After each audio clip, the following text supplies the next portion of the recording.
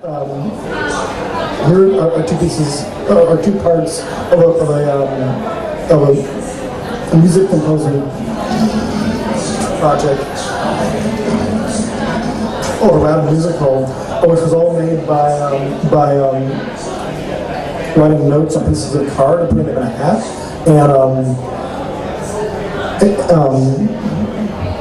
and randomly selecting them and using that to compose the music. And this became like or was meant as a musical version of automatic writing, and had the same implications of looking for this other kind of authorlessness, which is different than the radical Marxist one, which looks for engagements with the larger social and material systems that construct the subject of the artist, and instead looks for the subconscious and the accidental and the convulsive within a notion of the fractured kind of wholeness of the author, and a subversion or thwarting or breaking down of the kind of the willful acts of composing, where he's still working in this in some way and he sets up the game, but then he allows this kind of loss of control, which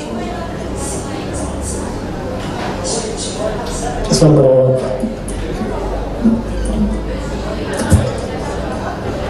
Which is a fundamental aspect of the Dadaist mode of working and the project. In the 60s, then John Cage made friends with and began to work with at this point much older Marcel Duchamp, and with this point was Amy had given up on making a retinal art or art that has to do with the eye, and only played chess. Actually, he was secretly making art on the side and maintained a false empty studio where he just played chess.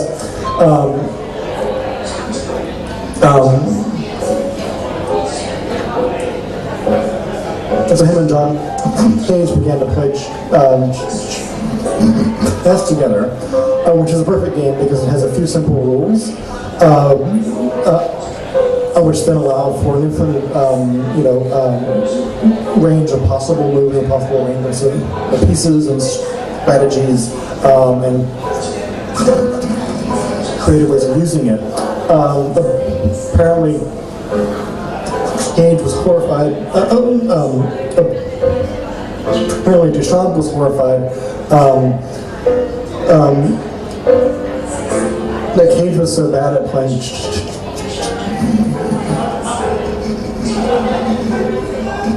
But Cage explained that in his kind of Zen Buddhist way, that he just didn't see why anybody had to win and why you had to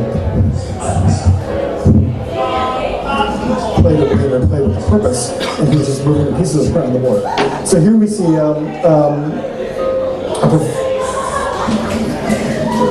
performance they did together, where the chessboard is wired up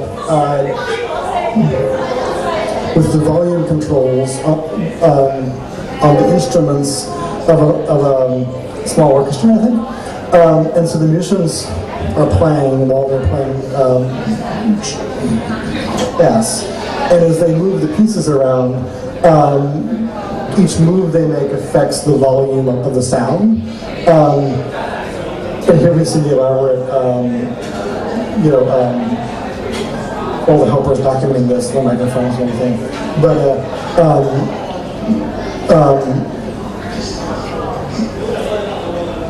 the game is allowed to be a randomizer or a disturbance, even in in the relatively unstructured avant-garde music which I'm amazing.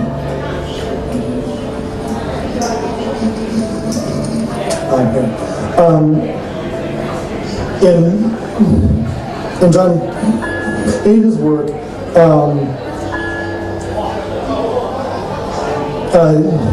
he was interested in more complicated systems of chance, and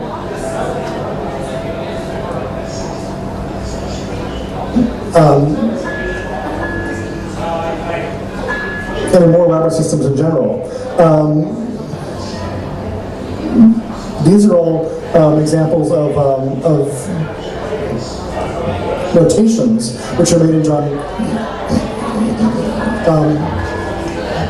Cage's later composition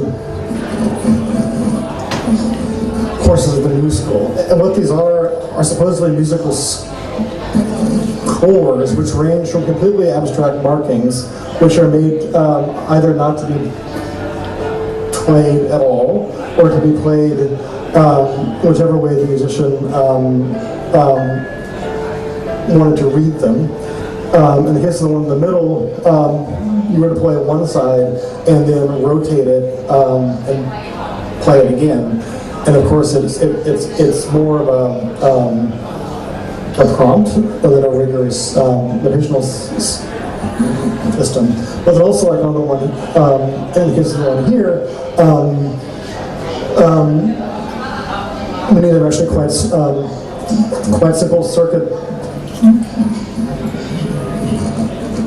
diagrams for hooking up electronic music installations and for showing how to arrange the devices. And with this we see an increasing interest and investment by Cage and his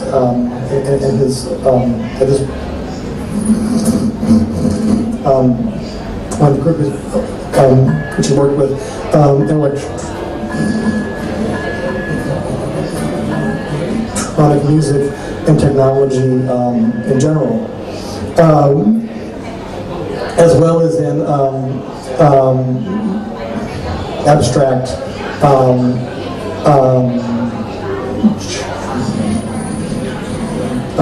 and chance-based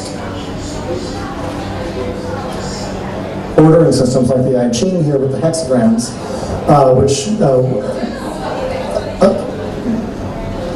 which you get to by randomly throwing sticks or flipping coins.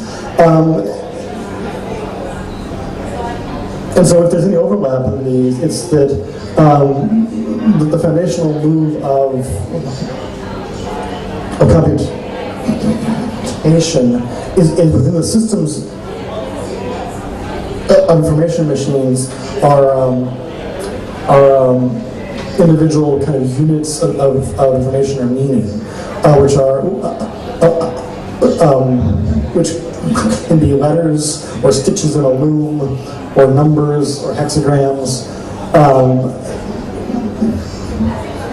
or words or musical notes.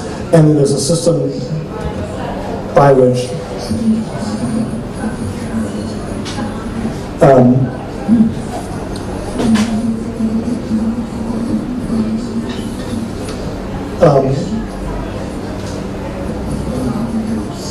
arranged in the form. And within that, as rigid as computers are, and as rigid as electronics are, are not only infinite possibilities of writing new codes and scripts and protocols. What's interesting is the language of these things was being made as most of them are metaphors which come from law,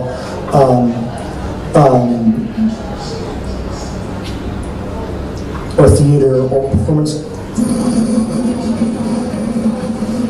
choreography, and then also things like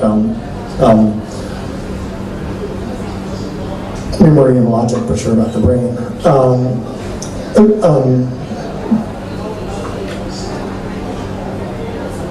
Also within these systems is not only variation, but possibility for feedback and noise and error. Of course, not all of the new systems architects and engineers were interested in the form of technology being open, or in feedback and noise in the way Cage was. At this point, Fuller was making things like Montreal Expo, which is this kind of technological network utopian vision of a completely organized, homeostatic kind of world of chance, and the contingency of life is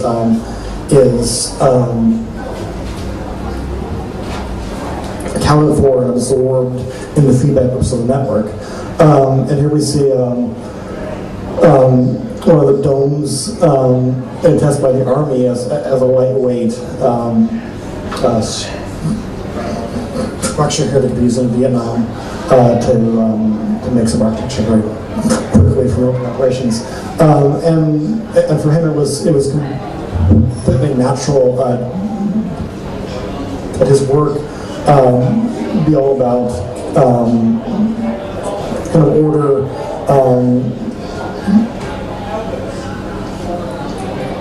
and world peace and kind of harmony, and also involved in the increasingly technocratic the management and social control forces which were developed in the 60s. Even more involved in that was Nicholas Negroponte, who in some ways is kind of the one of the founders of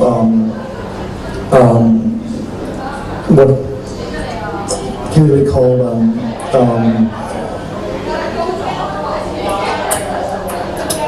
tech art, at the State for Systems art. And so this is the architecture machine at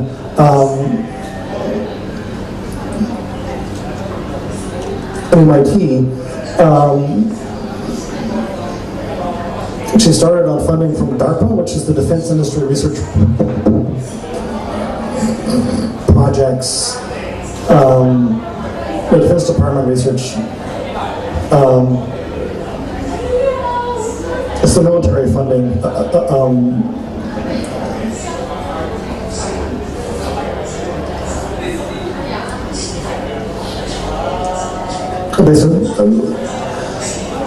This militarization for funding basic research in the U.S. And what this was this, at that point, highly advanced computer system used for modeling urban and social space, so and the interrelations of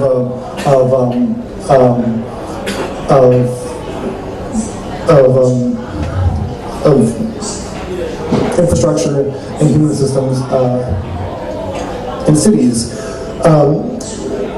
with the idea of managing efficiently